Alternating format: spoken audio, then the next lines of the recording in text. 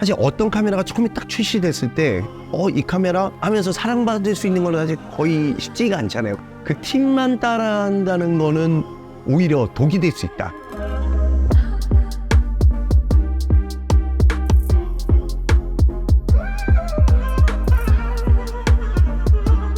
저는 이제 촬영 감독 김홍기라고 하고요. 취하선이라는 영화부터 시작을 했었고요. 이제 돌고래 유괴단 초창기 때부터 연이 돼가지고 돌고래 유괴단 광고를 좀 많이 찍고 있고요. 레디 액션! 재미있는 스토리로 좀 유명한 광고 회사. 광고를 제작하는 스토리를 통해서 재미있게 만드는 집단이라고 할 수 있고요. 그 재미있는 광고를 위해서 장르가 다양해지다 보니까 그 안에는 뭐 사극도 있을 수도 있고요. 어디 감히! 웨스턴, 뭐 SF, 어쩔 때는 이제 공포를 녹이기도 하다 보니까 그거에 대한 준비가 사실은 많습니다. 이번 소니 광고는 돌고래 유괴단에서 이제 이주영 감독하고 이제 같이 작업을 했는데요. 굉장히 평범한 일반 일상적인 것 같으면서도 이상한 상황을 만들어내는 걸로 잘하는 감독인데 평소 때하고는 뭔가 달랐어요. 일반 가정집에 어떤 공부하는 사람이 되게 모든 소리를 다 듣는다. 뭐 이런 컨셉을 막 이렇게 얘기를 해주면서 시작을 하는 거기 때문에 사실 좀 다른 광고의 프로세스랑은 좀 다른. 1시간에 2047번. 선인장이 평소보다 1시간에 847번이나 더 움직였어요. 시간이 느려지고 있다는 증거죠. 그래서 드리는 말씀인데요. 엄마, 아무래도 시계 건전지가 죽은 것 같은데요?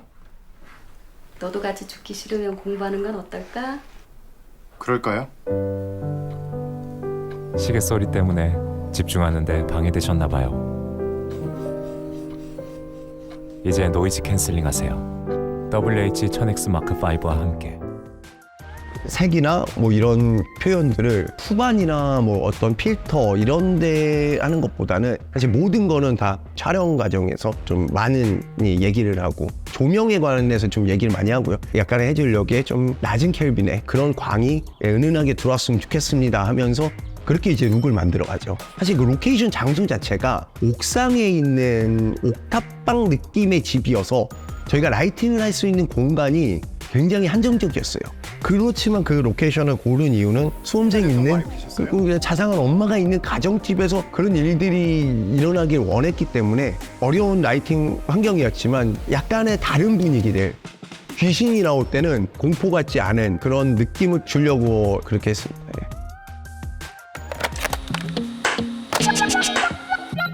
웃긴 광고를 한번 시도해봐야지라고 하는 게 나오는 사람이 재밌게 하면 되지 아니면 그런 상황을 만들어주면 되지가 그렇게만 생각해서는 조금 안 될 것 같은.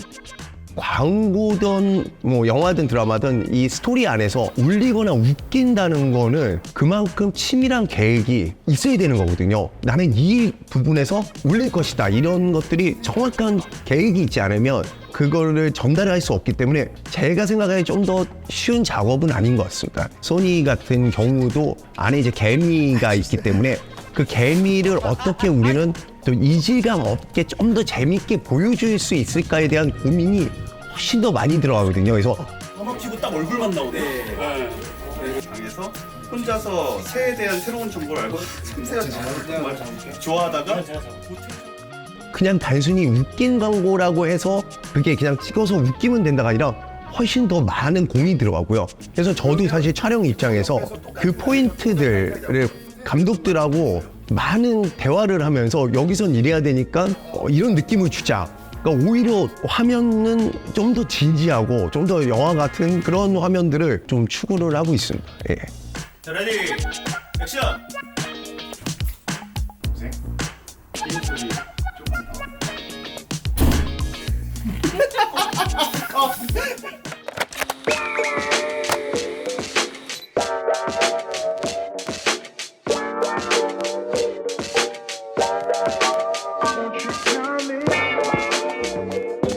제가 좀 라지 센서를 좀 선호하긴 하거든요. 이제 풀프레임을 좀 선호하긴 하는데 이 풀프레임으로 하면은 너무 넓은 와이드를 안 써도 큰 왜곡감 없이 제가 표현할 수 있는 와이드한 그림을 만들어낼 수가 있거든요. 그래서 안정되고 명확한 앵글과 약간 이 소실점 있는 거를 좀 좋아하기 때문에 좀 라지 센서를 조금 좀 추구하고 있습니다. 예.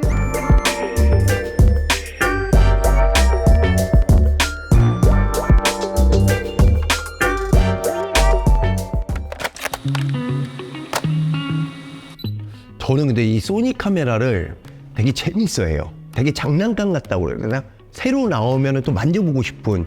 저는 사실 소니 카메라 굉장히 많이 써봤어요. 특히 제가 영화, 다큐멘터리, 드라마, 그리고 광고 이 분야에서 다 소니 카메라를 써봤기 때문에 소니 카메라의 장점을 좀 잘 안다고 생각합니다.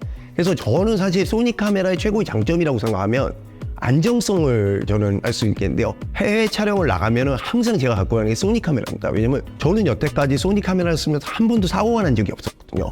이 소니 카메라 안정성은 저는 확실히 믿고 있기 때문에 소니 카메라를 되게 선호하고요. 또 이제 FX 시리즈로는 또 다큐멘터리도 찍고 베리어블 랜디나 뭐 이런 것들이 저한테는 굉장히 도움이 돼가지고 요번에도 뭐 브라노 나온다고 해서 기대를 좀 많이 했었습니다.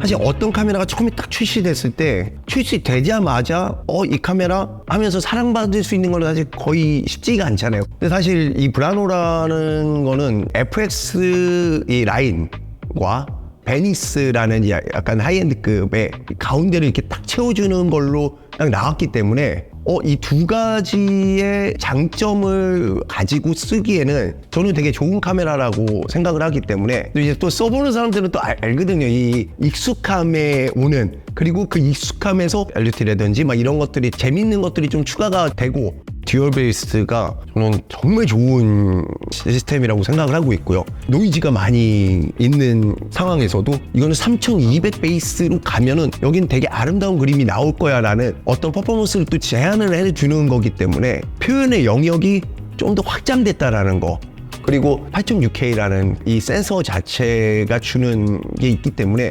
소니 카메라를 많이 써오던 저로서는 자주 쓸 것 같습니다. 그래서 참 잘 나온 카메라다 라고 이제 보고 있습니다. 네.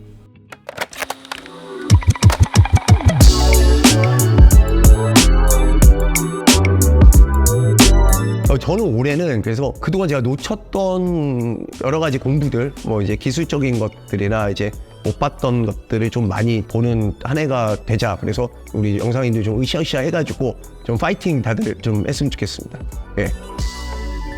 어떤 스킬, 어떤 팁이라고 하는 거는 그거를 따라한다고 해서 그게 나오진 않거든요. 사실 그거는 본인이 계속 사용을 해보면서 내가 이 장면은 이렇게 한번 찍어보고 저 장면은 저렇게 찍어보고 본인이 습득하는 것이지, 그 팁만 따라한다는 거는 오히려 독이 될 수 있다. 브라노에는 GM 렌즈를 꼭 한번 써보고 싶습니다. 어떻게 나오는지 굉장히 궁금하고요. 꼭 이제 뭐 시네 렌즈가 아니더라도 GM 렌즈가 워낙 좋기 때문에, 그리고 브라노가 갖고 있는 오토포커스가 어느 정도가 되는지도 전 굉장히 궁금해가지고 브라노의 G 마스터는 한번 꼭 써보고 싶습니다.